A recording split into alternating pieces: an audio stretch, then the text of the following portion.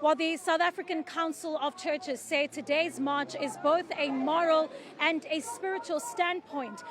Various denominations, Christian denominations, have gathered here in Soweto, and they are making their way to the Regina Mundi Catholic Church, where a prayer service will be held.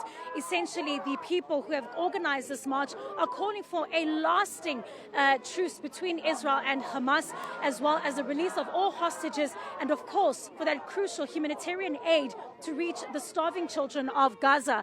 Many of the residents who have gathered here today are coming from different churches. I'm going to speak now to Reverend Frank just to talk to us a little bit more about the march. Dade, thank you so much for your time. You are a part of this march for Palestine. Talk to us a little bit more about the solidarity and the faith that we're seeing here today. No, I'm actually pleased that the churches have taken this initiative, because they have been missing in action in this regard.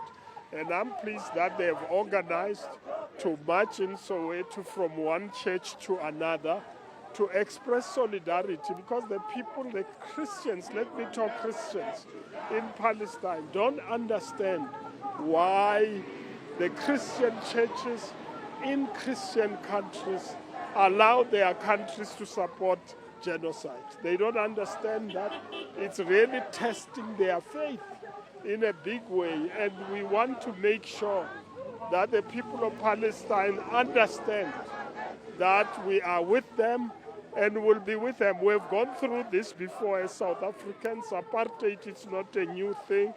Settler colonialism is not a new thing, and we want to make sure it ends. And the world will have to take notice. What we are doing here, it's not us alone. It's the rest of the world, and there are marches all over to say genocide is not permissible and it must end.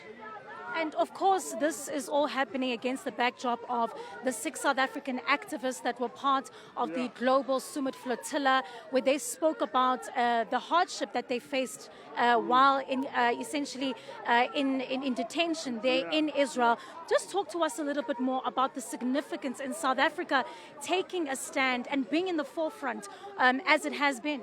Well, South Africa doesn't have a choice, because we have gone through this, and the Palestinians in 2022, when we were there, asked us to say, this world does not understand us. You are the only ones who understand us. And that's why we took the stance about the International Court of Justice. Only South Africa could do that.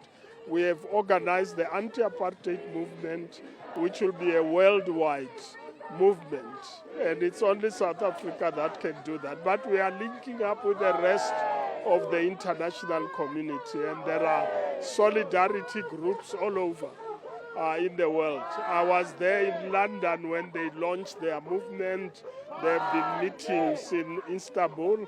There are meetings in Latin America. We believe that, like apartheid, we will bring this settler colonial system and apartheid system to an end. Well, thank you so much, Reverend Frank Chakane. They're speaking for the many voices here that have joined this demonstration. Of course, speaking about going back to apartheid, saying this is something that was very, very similar, where we saw faith organizations, part of the many voices that were oppressed. This march is continuing throughout the streets of Soweto, heading to Regina Mundi Catholic Church, where a prayer service will be held. And of course, these are among the many of the residents that are part of this demonstration, calling on as well South Africans to stand united. A call as well to all faiths, Christians, Muslims, Jewish people, to come together to stand up against what is at this moment, a human catastrophe. Veronica, Makhoali, Newzroom Afrika in Soweto.